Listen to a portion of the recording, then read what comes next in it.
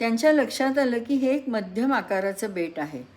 आता त्यावर माणसं म्हणाल तर ही पाचच, पण अधूनमधून काही प्राण्यांचे कळप दिसतात. त्यावरून कधी काळी इथे माणसं असावीत असा संशय यावा. ही पाचही मूळची जिद्दी माणसं कामाला लागली. जिम दिसेल त्या जंगली प्राण्यांना माणसाळवून त्यांच्याकडून काय काम करून घेता येईल यामध्ये गुंतला. पॉलला या बेटावरची जमीन सकस आहे, त्याच्यात पिकं घेता येऊ शकतील असं वाटतंय. हॅरीला काही फळांची पूर्णपणे न वटलेली झाडं सापडलेत आणि त्याची निगा जर राखली तर छान फळफळावळ येईल असं त्याला वाटतं. सगळ्यात महत्त्वाचं म्हणजे ह्या बेटावर उत्तम वृक्षराजी आहे. तिचं लाकूड उत्तम प्रतीचं आहे. त्यामुळे थोडे कष्ट घेतले की आपण सगळ्यांची राहण्याची उत्तम सोय करू शकू असं त्याला वाटतं. टॉम बेटावरच्या खडकांचं अतिशय चिकाटीने निरीक्षण करतो. त्याची जवळपास खात्री झाली आहे की इथे बरीच खनिज संपत्ती आहेत आणि त्यातून स्वतःची बुद्धिमत्ता आणि कौशल्यपणाला लावून तो एका भट्टीत चांगलं लोखंड आणि इतर धातू निर्माण करू शकेल.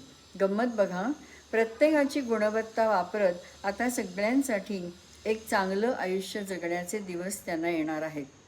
एका दुर्दैवी अपघाताचे घाव आता खऱ्या अर्थाने भरून यायला सुरुवात होईल असं वाटतं. या अज्ञात बेटावरची खरीखुरी संपत्ती म्हणजे ही काम करू शकणारी 5 माणसं आहेत. फ्रँक सुतारांनी घरं बांधली, फर्निचर तयार केलं. हळूहळू त्यांनी आपलं अन्नसुद्धा तयार केलं, फळं पिकवली, खनिजांपासून वस्तू बनवल्या. आता सगळेच कामं करीत करीत त्यांचे जीवन आनंदाने जगू लागले. ते कष्ट करत त्या प्रसन्न निसर्गाच्या सान्निध्यात राहू लागले. अनेक ऋतू आले गेले. आपली ही माणसं तिथे स्थिरावली, वर्षागणिक श्रीमंत झाली. बेटावर त्यांनी एक नवीन जग उभं केलं. अपघातातून सावरत त्यांनी स्वतःच्या जबाबदारीने आणि चांगल्या विचारांनी स्वतःचं आयुष्य सुंदर बनवलं. पण ही समृद्धी काही सोनं किंवा कागदी नोटेच्या मधून जन्माला आली नव्हती. ती खऱ्याखुऱ्या गरजेपोटी, खऱ्याखुऱ्या श्रमांमधून, अन्न वस्त्र निवारा ह्याच्यासाठी कष्टातून निर्माण झाली होती. सगळ्यांनी अपरंपार कष्ट केले आणि स्वतःची गरज भागवून उरलेलं आनंदाने इतरांना दिलं आणि घेतलं. आयुष्य नेहमीच एकसारखं नसतं. त्यांना अनेक गोष्टींची कमतरता होती. त्यांना आपापल्या देशातले जुने मंदीचे दिवस आठवले, जिथे काही ठिकाणी खूपसं अन्न उरून वाया जायचं आणि त्याचवेळी इतर काही माणसं असह्य भुकेने मरायची. पण या बेटाने मात्र त्यांना अशा अनेक गोष्टी दाखवल्या ज्या बघायला त्यांना कधीच सवड काढता आली नव्हती. इथे कर नव्हते. सततच्या अस्थिर परिस्थितीने उद्या आपलं काय होईल याची चिंता करायची गरज नव्हती. आयुष्य कष्टाचं होतं, पण कष्टाची फळं सुमधुर आणि निश्चित होती. त्यांनी हे बेट विकसित केलं. दूरवर समुद्रात बुडणारा सूर्य बघताना देवाचे त्यांनी रोज आभार मानले. कधीतरी आपले कुटुंबीय इथे येतील आणि आपण सगळे मिळून सुखाने राहू अशी स्वप्न ते बघत होते. ही माणसं रोज एकमेकांशी ते करत असलेल्या व्यवहारांबद्दल बोलत. एका साध्या आणि सरळ देवाणघेवाणीच्या व्यवस्थेत त्यांना एक गोष्ट आता हळूहळू सतावायला लागली. ती म्हणजे या व्यवस्थेमध्ये चलन नव्हतं. ती अदलाबदलाची साधी बार्टर देवघेवीची पद्धत होती. त्यात वस्तू इकडून तिकडे जायच्या. पण त्यात एक प्रश्न उभा राहील. तो म्हणजे जेव्हा या वस्तूंच्या अदलाबदलीची वेळ येईल तेव्हा काही वेळा त्या वस्तू उपलब्ध नसत. समजा सुतारांनी दिलेल्या लाकडाबद्दल त्याला बटाटे हवे असतील तर त्यावेळेला बटाटे नसतच शेतात, ते 6 महिन्यांनी मिळणार. दुसरा प्रश्न होता तो संख्येचा, अदलाबदलीच्या परिमाणाचा. म्हणजे अमुक एक वस्तू म्हणजे दुसरी वस्तू किती, असा नेहमी गोंधळ होईल. एक मोठी वस्तू घेतली तर त्या बदल्यात किती छोट्या वस्तू आणि त्या कधी द्यायच्या याची नोंद करणं अवघड होऊ लागलं. म्हणजे वेळ आणि संख्या या दोन्ही गोष्टी त्यांना गोंधळात पाडू लागल्या. त्यात तासनतास जायचा, पण तरी काही तिढा सुटायचा नाही. या सगळ्या व्यवहारांचा एक प्रचंड ताण त्यांच्या मनावर येऊ लागला. लक्षात तरी किती ठेवणार? आपल्या देशामधल्यासारखं एखादं चलन असतं तर किमती ठरवता आल्या असत्या आणि हे फार सोपं झालं असतं. जेव्हा अमुक एक वस्तू हवी आहे आणि उपलब्ध आहे तेव्हा त्या विकत घेणं हे किती सोपं असतं असं त्यांना वाटू लागलं. खूप विचारांनंतर एखादं चलन म्हणजे पैसा असायला पाहिजे यावर त्यांचं एकमत झालं. पण आता ही पद्धत कशी चालू करायची हे काही त्यांना माहीत नव्हतं. त्यांना खरी संपत्ती तयार करता येत होती, एकमेकांना अडीअडचणीला ती द्यायचे हे माहीत होतं, पण पैसा कसा तयार करायचा हे मात्र त्यांना अवगत नव्हतं. जरी त्यांनी आपल्या आयुष्यात पैशामुळे होणारे दुष्परिणाम भोगले होते, तरीसुद्धा त्या पैशाच्या उगमाबद्दल किंवा त्या पैशाच्या व्यवस्थेच्या संदर्भात ते अगदीच अनभिज्ञ होते. गरज असताना पैसा कसा तयार करायचा ही त्यांच्या बुद्धीच्या बाहेरची गोष्ट होती. पण खरं पाहिलं तर अनेक सुशिक्षित माणसंसुद्धा या बाबतीत अडाणीच असतात, नाही का? त्यांना आठवलं, एकदा युद्धाआधीची 10 वर्ष त्यांचं सरकारसुद्धा अशाच पेचात असल्याचं त्यांनी ऐकलं होतं. त्यावेळी आपल्या देशात पैसा नव्हता आणि सरकारला काही केल्या तो कुठून आणायचा हे कळत नव्हतं. हे सगळं घालमेलीचं वातावरण असताना एक वेगळीच घटना त्या बेटावर घडली. एकदा संध्याकाळी ते सगळे एकत्र बसून नेहमीसारखे या समस्येवर चिंता करत असताना त्यांना अचानक दिसलं की दूरवर एक छोटी बोट आहे आणि ती किनाऱ्याला लागते आहे. तिच्यावर एक माणूस आहे. आपल्या आयुष्यात आता एक नवाच माणूस आला आहे हे बघून ते फार हरखून गेले. त्यांनी त्या माणसाचं अगदी उबदार स्वागत केलं, त्याला फिरून सगळं बेट दाखवलं. त्याची कहाणी ऐकून त्यांना कळलं की तो पण त्यांच्यासारखाच एक अपघातातून वाचलेला अभागी जीव आहे. त्याचं नाव होतं ऑलिव्हर. त्यांनी एखाद्या पाहुण्यासारखं ऑलिव्हरचं स्वागत केलं. त्याच्या प्रवासाच्या कहाण्या ते आतुरतेने ऐकू लागले. जरा सैलावले, थोडी ओळख झाली तसं ते ऑलिव्हरला म्हणाले की आम्ही जरी सगळ्या जगापासून दुरावलो आणि एकटे इथे येऊन पडलो तरी खचलो नाही का आमची आयुष्याबद्दलची ओढही हरवली नाही. आम्ही तक्रार करावी असं काहीच नाही आहे खरं तर. ही धरती, हे आकाश, हे जंगल आमच्यासाठी सगळं काही घेऊन आलं आहे. आम्ही परत आमचं आयुष्य घडवलं आहे आणि आम्हाला काहीच कमी नाही. हां, आता नाही म्हणायला पैसा नाही आमच्याकडे. तो असता तर आयुष्य आणखी सोपं झालं असतं हे मात्र खरं. ऑलिव्हर एकदम म्हणाला, अरे काय देवाचं गणित आहे बघा. मी स्वतः एक बँकर आहे आणि मी अक्षरशः काही तासात बँकिंग पद्धत सुरू करू शकतो ज्यामुळे तुमच्या आयुष्याला पूर्णत्व येईल. बँकर बँकर जणू काही एखाद्या देवाचाच स्वर आला. काळ्याभोर ढगांच्या दाटीतून सांडलेल्या सोनेरी किरणासारखा परमेश्वरच जणू. त्या 5ही जणांना मनोमन वाटलं की काहीही झालं तरी अखेर आपण त्या नागरी समाजातली माणसं, आपण ज्यांच्या पुढे गुडघे टेकत आयुष्यभर वाटचाल केली, ते हे बँकर आपल्या जीवनाची जणू झगमगती रक्तरेषाच ती. त्या साध्या माणसांचा आनंद आता गगनात मावेना. ते म्हणाले, हे बघ मित्रा, तुझं या बेटावर एकच काम, ते म्हणजे इथे बँक उभी करणं, आमच्या सुविहित आयुष्यासाठी पैसा निर्माण करणं. या बदल्यात तू श्रमाचं काही काम करू नकोस, ते आम्ही पाहू. निश्चितच एखाद्या बँकरला आवडणारच काम आहे हे. मी तुम्हाला वचन देतो की तुमचं समाधान करणं हेच आता माझं या उरलेल्या आयुष्यातलं कर्तव्य आणि तुमची समृद्धी वाढवणं हेच माझं ध्येय. हे बघ ऑलिव्हर, आम्ही तुझ्यासाठी लवकरच एक नवीन घर बांधून देतो, कारण तुझी बँकर म्हणून प्रतिष्ठा आम्ही जपली पाहिजे. पण दरम्यान तू आमच्यासाठी बांधलेल्या एका सार्वजनिक घरात राहशील का? हो, नक्कीच राहीन. पण आधी एक काम करा, माझी नाव रिकामी करा. त्यात कागद, शाई छपाई यंत्र आणि छोटं पिंप आहे, ते मात्र काळजीपूर्वक उतरवून घ्या. त्या सगळ्यांनी उत्साहाने ते सामान नीट आणून ठेवलं. त्या पिंपात काय आहे याबद्दल मात्र कुतूहल होतं. ऑलिव्हर म्हणाला, हे पिंप ही एक मौल्यवान गोष्ट आहे हां, कारण ती सोन्याने गच्च भरलेलं आहे.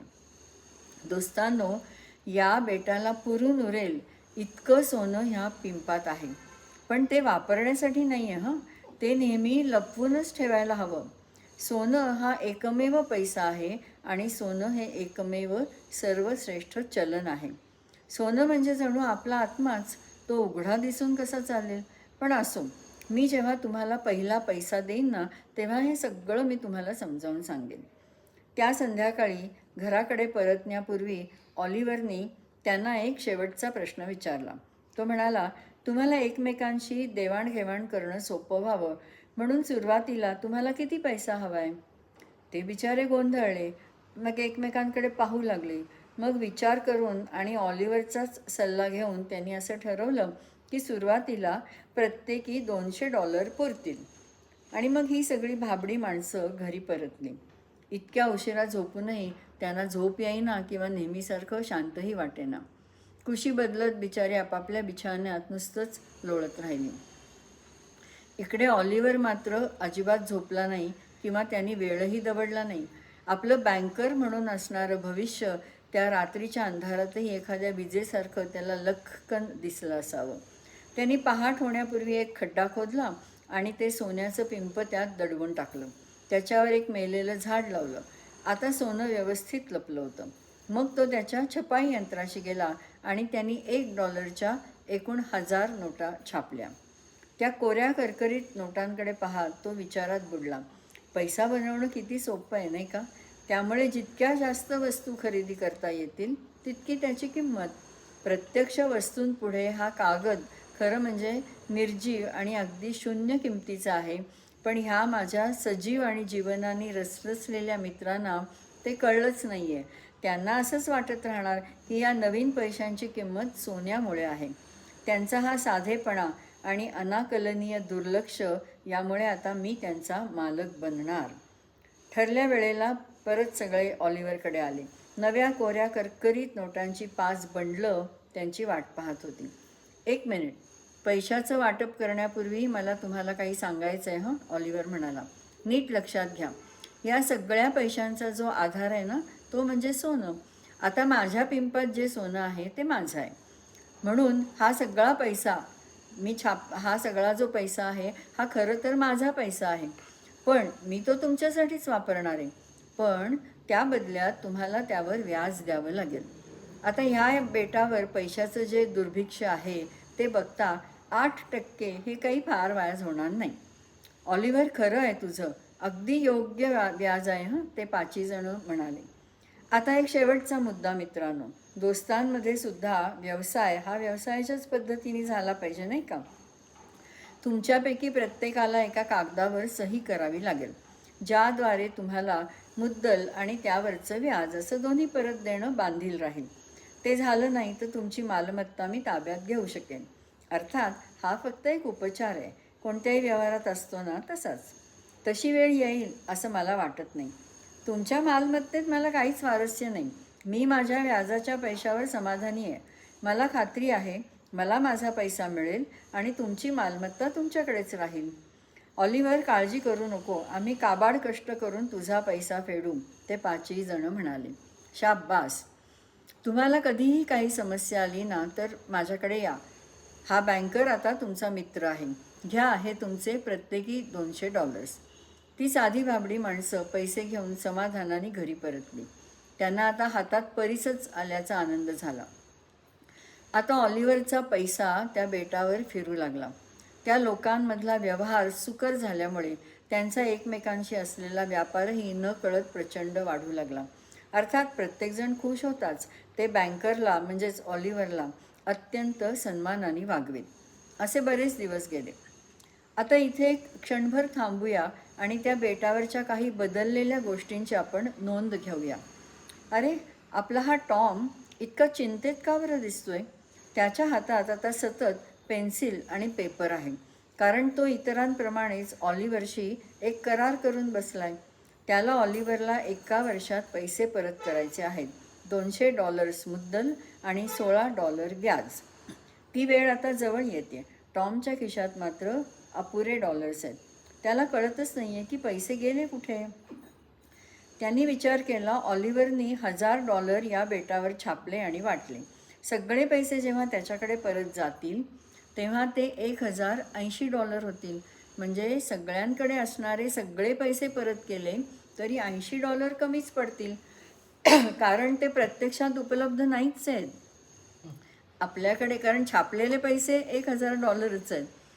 आपल्याकडे उत्पादन आहे पण पैसा नाही. म्हणजे ऑलिव्हर हळूहळू सगळं ताब्यात घेणार.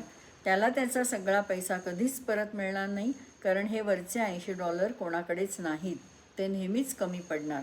आता समजा आपल्यातल्या काही जणांनी जरी त्यांचे पैसे व्याजासकट परत केले तरी उरलेला कोणाची तरी मालमत्ता गमावली जाणार आणि हा बँकर हे सगळं गिळंकृत करणार.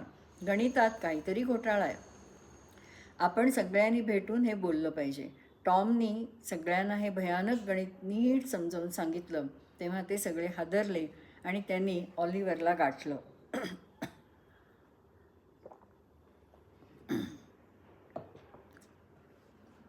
ऑलिव्हरने त्यांचं म्हणणं अगदी शांतपणे ऐकून घेतलं.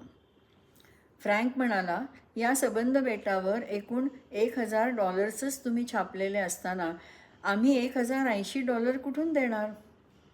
ते व्याज आहे मित्रा. तुमचा व्यापार वाढला की नाही? हो, पण एकूण पैसा तितकाच आहे ना. आणि तुला तर फक्त पैसा हवा आहे, उत्पादनं किंवा वस्तू नको आहेत, बरोबर? आणि आता तूच एकटा हा पैसा बनवणारा आहेस. तुझ्याशिवाय दुसरं कोणी पैसा बनवू शकत नाही. आणि तू $1,000च बनवलेस आणि मागतोयस मात्र $1,080. हे अशक्य आहे. मित्र हो, ऑलिव्हर म्हणाला, बँकर नेहमी समाजाच्या हितासाठी असतात. ते कोणत्याही परिस्थितीशी तातडीने जुळवून घेतात. ठीक आहे, आता एक काम करा, मला फक्त व्याज द्या $80. बाकी मुद्दल तुमच्याकडेच ठेवा. मग झालं तर. ऑलिव्हर, म्हणजे तू आम्हाला $200 प्रत्येकाचे माफ करतोयस का? नाही नाही मित्रा, बँकर्स कर्ज कधीही माफ करत नाही. तुम्ही घेतलेले पैसे तुम्ही देणे लागताच मला, पण तुम्ही दरवर्षी फक्त व्याज द्या. तुम्ही जर व्याज व्यवस्थित देत राहिलात ना, तर मी त्या $200च्या मुद्दलासाठी तुम्हाला मुळीच तगादा लावणार नाही. मला माहिती आहे तुमच्यापैकी काहींना व्याजही देता येणं अशक्य होऊ शकेल, पण पैसा सतत फिरत राहतोय ना. ठीक आहे, एक काम करा, आपण सगळे जणू एखादा देश असल्यासारखं काम करू. आपण आता एक नवीनच योगदानाची पद्धत सुरू करू.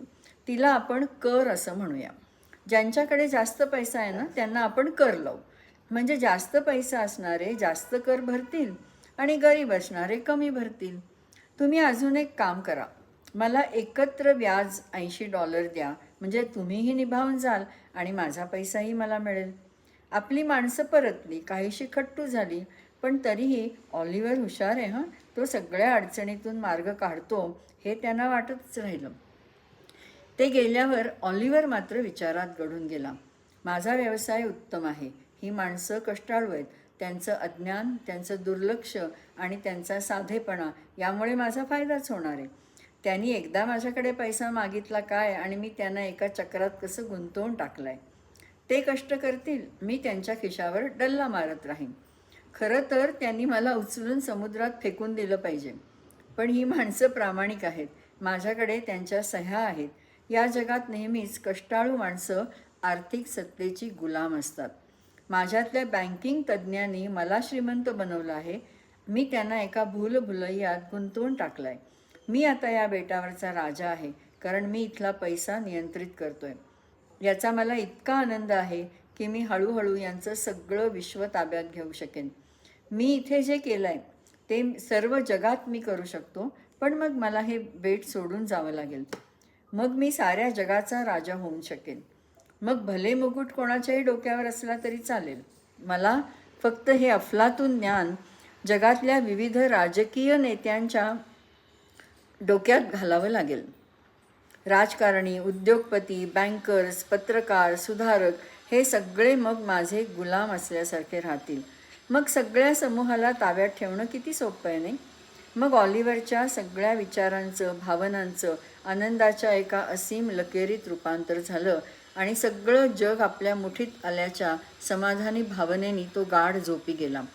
दरम्यान आपल्या या 5 माणसांचा आता अडचणीकडून संकटाकडे प्रवास सुरू झाला होता. उत्पादन वाढत होतं. अदलाबदलीचा आधीचा व्यवहार थंडावला होता. ऑलिव्हरचं व्याज नियमित जात होतं. त्याला तो पैसा मिळावा म्हणून इतर 5 जणांना सतत कष्ट करावे लागत होते. सुरुवातीला वेगाने फिरणारा पैसा आता मात्र एका जागी साठत होता. उद्या उरला नाही तर काय? आता ह्या 5 माणसांमध्ये फूट पडायला लागली. जास्त व्याज देणारे कमी व्याज देणाऱ्यांना दूषणं देऊ लागले. मग त्यांनी आपल्या मालाच्या किमती वाढवायला सुरुवात केली, कारण ते तरी कर भरण्यासाठी पैसा कुठून आणणार होते. आता जे गरीब होते ते कर भरत नसले तरी त्यांना या वाढत्या किमतींमुळे म्हणजे महागाईमुळे अत्यंत भंडावून सोडलं होतं. त्यांची साधी आयुष्य आता करांच्या आणि महागाईच्या नसत्या झेंगटामुळे रडकुंडीला आली होती. मग ते अगदी क्वचित प्रसंगी आपली गरज मारून कर भरू लागले. आता त्या बेटावरचे आनंदाचे क्षण कमी झाले होते. कधी काळी संध्याकाळी एकमेकांची विचारपूस करणारे ते सगळे आता फक्त स्वतःचाच जास्त विचार करू लागले. त्यांच्या जीवनातले सारे आनंदी क्षण आता पैसा या एकाच गोष्टीभोवती फिरू लागले. जगण्यातला आनंद मिळेनासा झाला. कामातला आनंद कमी झाला. कारण वस्तू आता पूर्वीसारख्या विकल्या जात नसत. जेव्हाही ते काही विकत तेव्हा त्यांना ऑलिव्हरला कर द्यावा लागले. हे आता संकटाकडे चालले होते. आता ते एकमेकांना या महागड्या परिस्थितीबद्दल शिव्याशाप देऊ लागले. एक दिवस हॅरी विचार करत होता. त्याच्या लक्षात आलं की या प्रगतीच्या, व्यवहारात सुलभता आणण्याच्या नावाखाली आलेल्या पैशाच्या पद्धतीमुळे आपलं एकेकाळी असणारं साधं सोपं आयुष्य आता नासवलं आहे. म्हणजे तसे आधीसुद्धा आपल्या सगळ्यांमध्ये काही ना काही दोष होते, पण ऑलिव्हरच्या ह्या पैसा पद्धतीने मात्र या बेटावरचं मानवी मूल्यांचं जीवनच आता संपवत आणलं आहे. हॅरी अस्वस्थ झाला. त्याला आपल्या मित्रांशी हे सगळं बोलावं असं वाटू लागलं, पण ते तरी आता पूर्वीसारखे जीवाभावाचे मित्र कुठे राहिले होते. त्यांनी धीर करून आधी जिमला पकडलं, कारण त्यातल्या त्यात तो जरा साधा आणि निर्मळ होता. मी बावळट आहे रे बाबा, मला यातलं काही कळत नाही, पण या बँकरमुळे काहीतरी बिघडलं आहे हे मात्र जाणवतं आहे, जिम म्हणाला. सगळ्यांनीच ते ऐकलं आणि त्यांना हे पटून त्यांनी ऑलिव्हरकडे आपला मोर्चा वळवला. ऑलिव्हरच्या कानावर या सगळ्यांच्या भावना आणि त्यांचे संतापी स्वर आदळले. या बेटावर पैसा दुर्मिळ होतोय याला तू कारण आहेस ऑलिव्हर. तुला आम्ही इतके पैसे देऊन सुद्धा आमचं कर्ज कमीच होत नाही. तू आमचा पैसा लुबाडलायस. आम्ही मरेच तो काम करतोय. इतकी सुपीक आणि समृद्ध जमीन आहे, तरीही आम्ही दर दिवसागणिक भिकारी होत चाललोय. तू आल्यापासून आमच्या साध्या सुध्या आयुष्याला सुरुंग लागलाय. आम्ही दुसरं काहीच बोलत नाही एकमेकांशी. कर्ज, सतत कर्ज आणि व्याज हेच आता आमच्या जगण्याचे विषय झालेत. अरे शांत व्हा मित्रांनो. भावना बाजूला ठेवून विचार करा. तुमचा व्यवसाय वाढला की नाही? एखादी चांगली बँकिंग पद्धती ही देशाचं भूषण असते. तुम्हाला ते नीट समजावी म्हणून तुम्हाला माझ्यावर आता विश्वास ठेवावा लागेल. तुम्ही माझ्याकडे असे रागाने बघू नका. तुम्हाला अजून पैसा हवा आहे का? काळजी करू नका. माझ्या सोन्याच्या पिंपातून मी $1000 छापू शकतो इतकं ते आहे. एक काम करू. तुम्ही आता जे काही उत्पादित केलं आहे, जे काही निर्माण केलं आहे ते गहाण ठेवलं तर मी अजून पैसा छापून तुम्हाला देऊ शकतो. म्हणाल तर आत्ता लगेच. म्हणजे आता आमचं कर्ज 200 ऐवजी $2000 होणार आणि मग अजून आयुष्याच्या अंतापर्यंत आम्हाला तुला व्याज द्यावं लागणार. हो खरं आहे ते, पण असं बघा, तुमच्या मालमत्तेची किंमत वाढेल ना, तसं मी तुम्हाला अजून अजून कर्ज देईन. तुम्ही कशाला काळजी करता? मालमत्तेची किंमत वाढतेच की नाही. तुम्ही फक्त व्याज द्या, मुद्दल देऊ नका, मग तर झालं. मी तुमच्यासाठी अजून एक काम करतो. तुमचं सगळं कर्ज एकत्र करतो. त्याला आपण एकत्रित कर्ज म्हणूया. तुम्ही त्यात ह्यापुढे येणाऱ्या वर्षात जितकं कर्ज घ्याल तितकं त्या एकत्रित कर्जात धरलं जाईल. आणि तू वर्षामागून वर्ष कर वाढवशील. अर्थातच, पण तुमचं उत्पन्नही वाढेलच ना. याचा अर्थ या बेटावर आम्ही कष्ट करून जितकं या बेटाचं उत्पन्न वाढवू तितकी आमची कर्जसुद्धा वाढतील. अर्थातच. अरे हेच नाही का इंग्लंड, कॅनडा आणि अमेरिकेत होतं? अरे असंच आहे ह्या प्रगत जगात. एक लक्षात घ्या, देशाची प्रगती त्याच्यावर किती कर्ज आहे यावरच मोजली जाते आणि तीच खरी मजबूत पतपद्धती आहे. हे बघा, सगळा पैसा हा सोन्यावर आधारित आहे. तो बँकेकडून कर्जाच्याच स्वरूपात बाजारात येतो. राष्ट्रीय कर्ज ही उत्तम गोष्ट आहे. ती माणसांना उगाचच अतिसमाधानी होऊच देत नाही आणि ती सरकारांना एका अतिशय संपन्न आणि शहाणपणाच्या वाटेवर घेऊन जाते.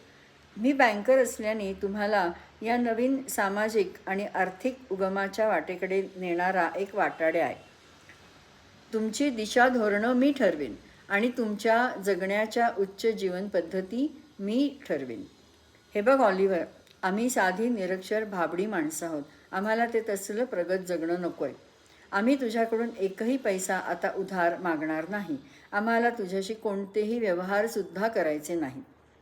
मला तुमच्या या निर्णयाचं अतिशय वाईट वाटतं आहे. तुम्ही ज्या क्षणी माझ्याशी व्यवहार बंद कराल ना, तेव्हा एक लक्षात ठेवा की माझ्याकडे तुमच्या सह्या आहेत. माझं देणं देऊन टाका, मुद्दल पण आणि व्याज पण, सगळंच. पण ते अशक्य आहे. आम्ही या बेटावर असणारे सगळे पैसे जरी तुला दिले तरी तुझं कर्ज फिटणारच नाही. तो माझा प्रश्न नाही. तुम्ही सही केली आहे ना? केली आहे तुम्ही, अगदी आनंदाने आणि शुद्धीवर असताना केली.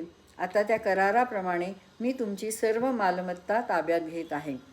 तुम्हीच तर पैसा हवा म्हणून मागे लागला होतात ना, आठवत आहे?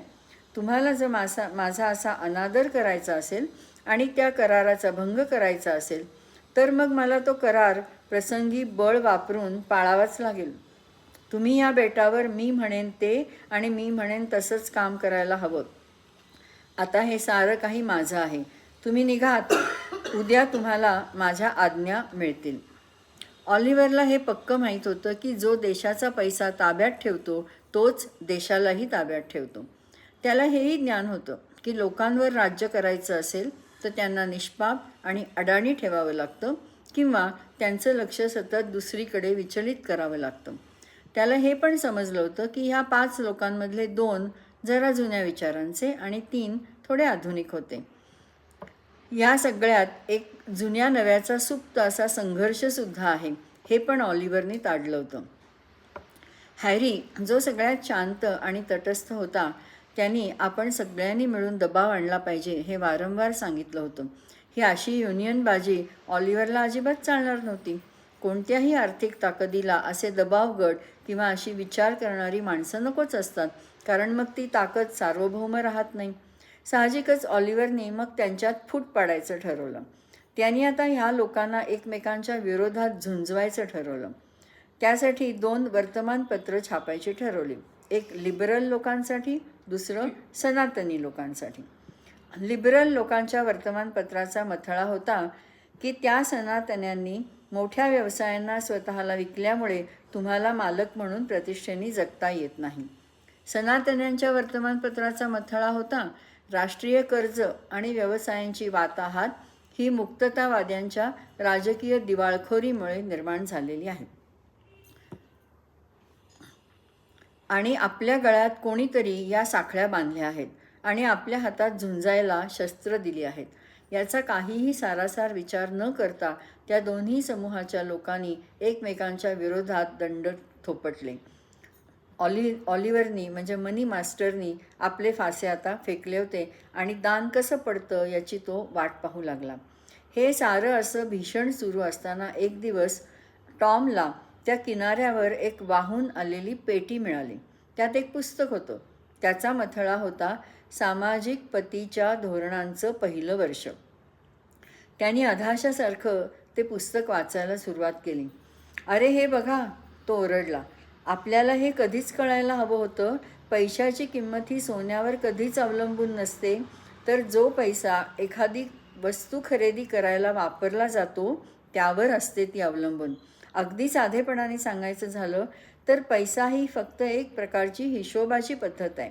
म्हणजे एका खात्यातून दुसऱ्या खात्यात तो फिरवला जातो आणि त्याचं हे फिरवणं त्या खरेदी विक्रीच्या व्यवहारावर अवलंबून असतो. एकंदर उत्पादनाची एकूण किंमत म्हणजे प्रत्येक वेळी उत्पादन वाढलं की पैसा वाढतो. कधीही नवीन तयार होणाऱ्या पैशासाठी व्याज द्यायची गरज नसते. प्रगती ही सार्वजनिक कर्जावर ठरत नाही, तर ती समाजातल्या प्रत्येकाला वस्तूंचं वाटप समान होतंय की नाही यावरून ठरते. किमतीची नेहमी खरेदी क्षमतेसाठी तडजोड केली जाते. सामाजिक पतधोरण वगैरे वगैरे. आपल्याला झालेला आनंद त्याला सहन होईना. तो त्याच्या 4 जुन्या मित्रांकडे धावतच निघाला. आता टॉम त्यांचा शिक्षक झाला. त्यांनी इतरांना त्या सामाजिक पत म्हणजे सोशल क्रेडिट पुस्तकातलं सगळं शिकवायला सुरुवात केली. आपण आता हेच केलं पाहिजे. त्या बँकरच्या सोने प्रमाण पैसा वगैरे गप्पात फसता कामा नये. मी आता तुमच्या प्रत्येकाच्या नावाने एक खाते उघडतो. उजव्या बाजूला जमा, डाव्या बाजूला खर्च. म्हणजे बघा असं, समजा तुम्हाला प्रत्येकाला $200 पाहिजेत. हे आपण जमा बाजूला लिहू आता समजा फ्रँकनी पॉलकडून $10ची वस्तू घेतली. आता आपण $10 वजा करायचे, म्हणजे फ्रँकच्या जमा बाजूला $190 राहिले आणि पॉलच्या जमा बाजूला $10 वाढल्यामुळे $210 झाले. आता जिमनी पॉलकडून $8ची खरेदी केली. जिमच्या खात्यातून 8 गेले. आता त्याच्या खात्यात 192 राहिले. पॉलकडे 218 झाले. पॉलनी फ्रँककडून $15चं लाकूड घेतलं, त्यामुळे पॉलकडे आता 203 राहिले आणि फ्रँकच्या खात्यात 205 झाले. आपण असे व्यवहार करत गेलो आणि नीट मांडत गेलो तर एका खात्यातून दुसऱ्या खात्यात इकडून तिकडे पैशाच्या नोंदी फिरवायच्या. थोडक्यात असं समजा की आपल्यापैकी एकाच्या खिशातून दुसऱ्याच्या खिशात पैसे जातात. आता जर कोणाला उत्पादन वाढवण्यासाठी पैसे हवे असतील तर आपण त्याला तितक्या रकमेचे नवीन क्रेडिट देऊ.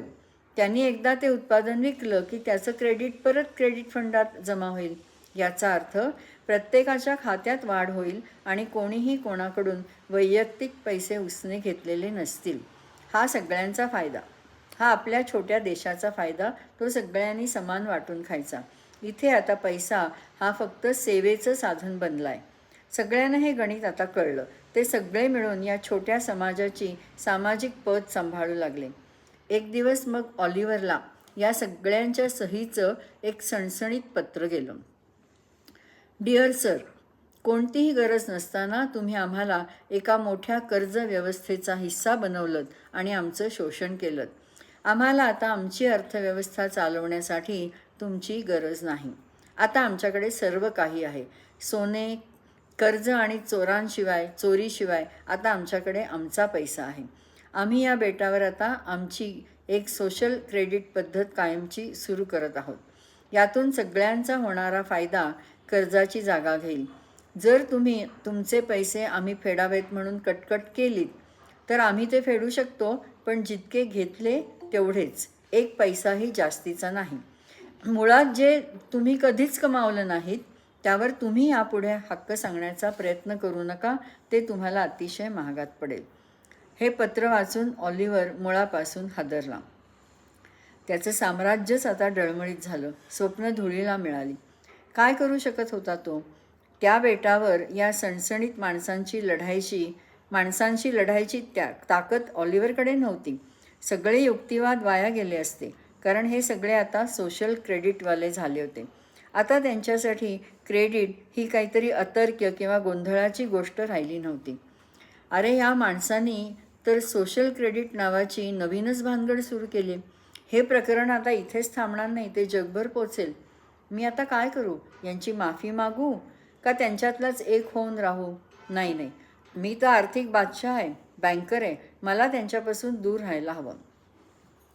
ऑलिव्हरनी भविष्यात अजून एखादे नवीनच देणे काढू नये म्हणून त्यांनी ऑलिव्हरकडून एक करारपत्र सही करून घ्यायचं ठरवलं, ज्यात तो जेव्हा या बेटावर आला तेव्हा त्याच्याकडे जे होते तितकेच त्याच्या मालकीचे राहील. म्हणजे काय तर एक बोट, सोने असलेलं पिंप, त्याची छोटी प्रिंटिंग प्रेस आणि कागद, बस.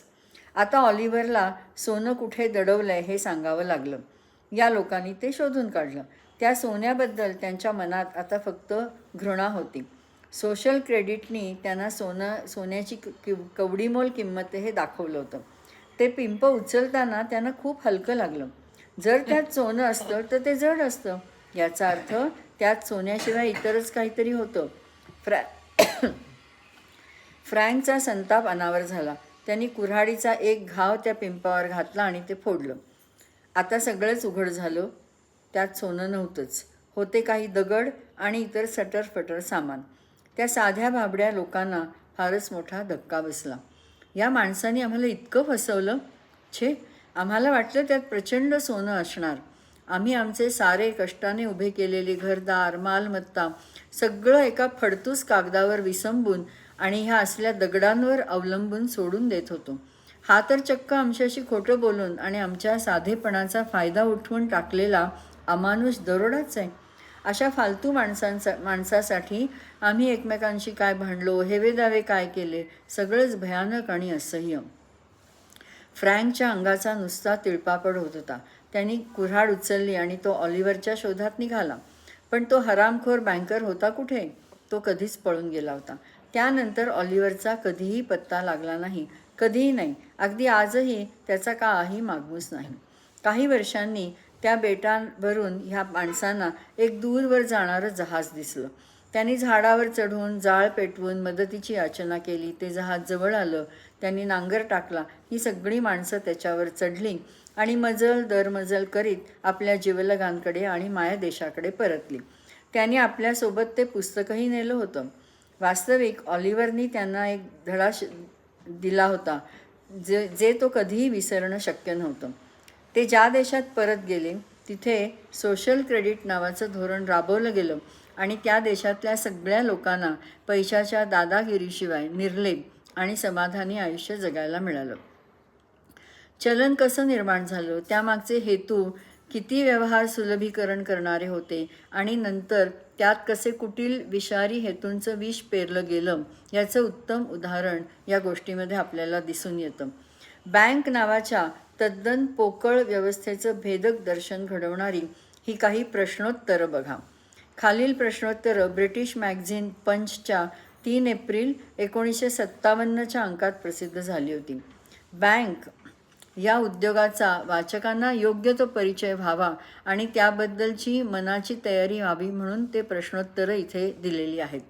प्रश्न: बँका कशासाठी असतात? उत्तर: पैसा कमावण्यासाठी. प्रश्न: कोणासाठी? ग्राहकांसाठी ना? नाही, बँकांसाठीच. प्रश्न: बँकेच्या कोणत्याही जाहिरातीत हे का बरं सांगितलं जात नाही? उत्तर: कारण ते योग्य दिसणार नाही. पण बँकांचे आर्थिक अहवाल बघा, त्यात त्यांच्या राखीव निधीच्या स्वरूपात जो पैसा दिलेला असतो तो म्हणजे बँकेने कमावलेला पैसा. प्रश्न: म्हणजे ग्राहकांकडून कमावलेला? उत्तर: असं गृहीत धरायला हवं. प्रश्न: पण त्यात काही पैसा हा ॲसेट्सच्या स्वरूपात असतो, तो काय? तोही त्यांनी कमावलेलाच? नाही, तो पैसा म्हणजे ज्याद्वारे त्यांनी पैसा कमावला. अच्छा, आणि हा सगळा पैसा ते कुठेतरी सुरक्षितपणे ठेवतात? अजिबात नाही. ते हा पैसा ग्राहकांना कर्ज म्हणून देतात, म्हणजे तो त्यांच्याकडे नसतोच. बरोबर. मग त्या ॲसेटचं काय? पैसा परत मिळावा म्हणून ती ॲसेट्स ठेवतात. म्हणजे त्यांचा पैसा काहीतरी कुठेतरी सुरक्षितपणे ठेवलेला असेलच की. असतो ना, ज्याला ते लायबिलिटी असं म्हणतात. पण जर तो त्यांना मिळणार असेल तर लायबिलिटी कसा असेल? कारण तो त्यांचा नाही. मग तो त्यांना कसा मिळेल? तो त्यांना ग्राहकांनी उसना दिलेला असतो. एक मिनिट, म्हणजे ग्राहक बँकेला पैसे उसने देतात? होय, एका अर्थाने. ते पैसा बँकांच्या खात्यात जमा करतात, म्हणजे तो बँकेला उसना दिल्यासारखाच आहे. बँका त्या पैशाचं काय करतात? त्या तो दुसऱ्या ग्राहकांना उसना देतात. पण तुम्ही म्हणालात ना की बँका जो पैसा ग्राहकांना उसना देतात तो म्हणजे ॲसेट्स. होय, म्हणजे ॲसेट आणि लायबिलिटी एकच आहे? लेखाच्या व्याख्येप्रमाणे तसं आपण म्हणू शकत नाही. अरे पण तुम्ही तर आताच तसं म्हणालात की. असं बघ, मी माझ्या खात्यात 100 रुपये भरले. मला हवे तेव्हा ते पैसे परत द्यायला बँक बांधील आहे, याचा अर्थ ती लायबिलिटी झाली. पण तोच पैसा दुसऱ्या कोणाला तरी उसना देतात आणि मग तो माणूस त्यांना तो द्यायला बांधील होतो, याचा अर्थ हाच पैसा ॲसेटही झाला. आता तेच 100 रुपये आहेत, नाही का? होय, पण म्हणजे बँकेचा स्वतःचा काहीच पैसा नाही, कारण ॲसेट आणि लायबिलिटी एकमेकांना अकाउंटिंग बुक्समध्ये कॅन्सल करतात. तुम्ही म्हणता ते तत्वतः खरं आहे. ते सोडा, मला सांगा, जर त्यांचा स्वतःचा असा काहीच पैसा नाही तर मग त्यांच्याकडे इतका प्रचंड राखीव निधी येतो कुठून? मी तुम्हाला सुरुवातीलाच सांगितलं की तो त्यांनी कमावलेला पैसा आहे. पण कसा कमावला आहे? सांगतो.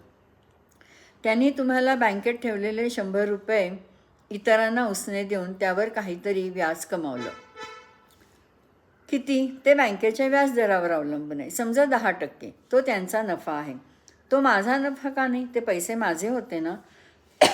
बँकेच्या प्रस्थापित कार्यपद्धतीप्रमाणे. पण मी पैसे ठेवले तेव्हा मी का व्याज नाही आकारलं? तुम्ही आकारलं की. किती? ते परत बँकेच्या प्रचलित दरावर आहे, पण समजा 2%. म्हणजे हे टक्के पण बँकेनेच ठरवले? होय, आणि तेही जर तुम्ही पैसे काढणार नसाल तरच. मी ते का नाही काढणार? मला जर तसं करायचं असतं तर मी ते जमिनीत पुरून नसते का ठेवले. त्यांना तुम्ही ते काढून घेतलेले आवडणार नाही. का नाही? मी ठेवतो तेव्हा जर ती त्यांची लायबिलिटी असेल तर मी ते काढून घेऊन त्यांची लायबिलिटी कमी केली तर त्यांना ते का आवडणार नाही? आश्चर्यच आहे. आवडणार नाही, कारण तुम्ही ते काढून घेतलेत तर मग ते इतर लोकांना काय उसणं देणार? एक मिनिट, पण मला जर ते काढायचेच असतील तर ते मला थांबवू शकत नाही. अगदी बरोबर. पण मग त्यांनी अगोदरच ते माझे पैसे दुसऱ्या ग्राहकाला उसने दिले असतील तर मग ते तुम्हाला दुसऱ्या कोणाच्या तरी जमेतनं तुमचा पैसा परत करतील. पण त्यालाही जर ते हवे असले तर तुम्ही आता वाद घालत आहात. उलट मी जे घडू शकेल तेच बोलतोय. समजा सगळ्या जमाकर्त्यांनी आपापले पैसे काढून घेतले तर बँकेची म्हणून जी काही सिद्ध झालेली थेअरी आहे ना, त्यात असं काही घडणं शक्य नाही. अशी कोणती बँक आहे का की जी असे पैसे परत करण्याची खात्री देत नाही? असं मी म्हणत नाही आहे, तुम्ही तेच म्हणताय. जाऊ दे, तुम्हाला मला आणखी काही सांगायचं आहे? झालं माझं. मला एक सांगा, तुम्ही बँकेत खातं कधी उघडताय? एकच शेवटचा प्रश्न, बोला. तुमच्या बँकेत खातं उघडण्यापेक्षा मी जाऊन प्रत्यक्षात स्वतःची बँकच उघडली तर ते जास्त बरं नाही का होणार?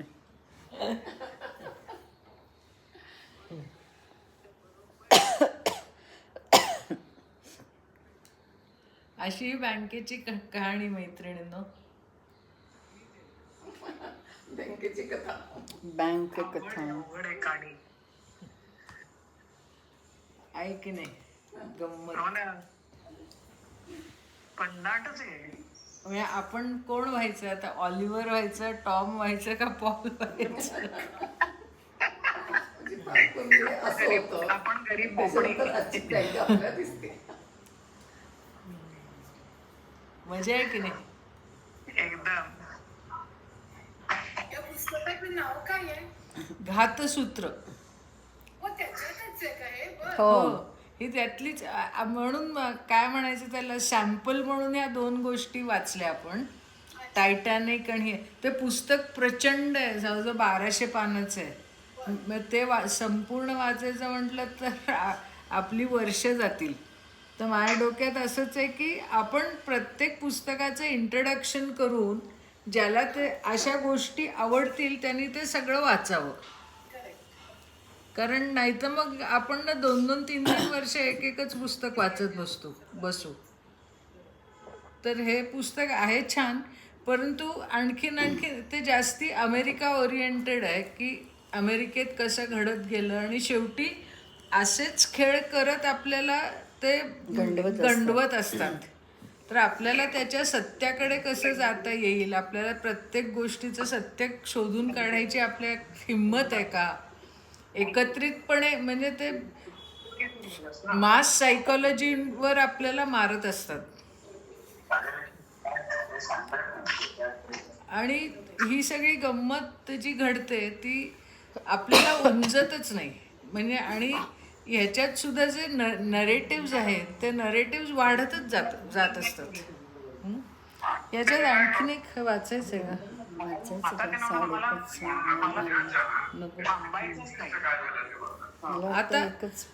आता आपण पुढच्या वेळेला दुसरं पुस्तक घेऊयात. हां नाही का? हां, तुम्हाला काय वाटतं? बँकेबद्दल आज आपण तो प्रश्न मला म्हणायचं आहे. आपण शिकतो ते एकदम पेपर करन्सी पासून शिकतो, इकॉनॉमिक्स. हो ना, त्या पेपर करन्सीच्या आधीच ही कथा आहे. आपण आणखीन वेगळी अशी पुस्तकं वाचू. म्हणजे अशा गोष्टी ज्यांना आवडतात त्यांनी हे घातसूत्र वाचावं. ते घातसूत्र केवढं, आता स्टॉप केलं.